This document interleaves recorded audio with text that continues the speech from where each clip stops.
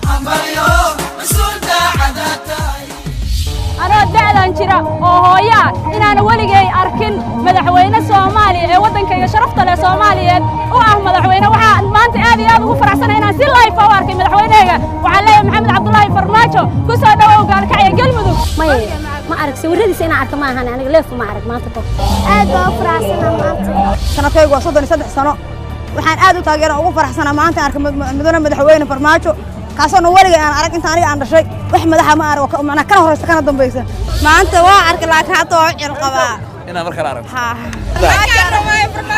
على يا رب عكسي وين؟ ما دربه. غبي هذا الوايد ما هاتي صوه مالي وحامد غورا إله يوغا هادر دولة هادينا غيرها ويال. برقد يا ماضي 4 ساعة ما شاء ماضي حليان هذا وجده وحلي مقرنه. marka intaas inuu codul qaadinay waxa sugayay madaxweynaha Jamhuuriyadda Federaalka Soomaaliya Madaxweyne Maxamed Cabdullaahi Farmaajo inuu meesha yimaado cadaad u yimaado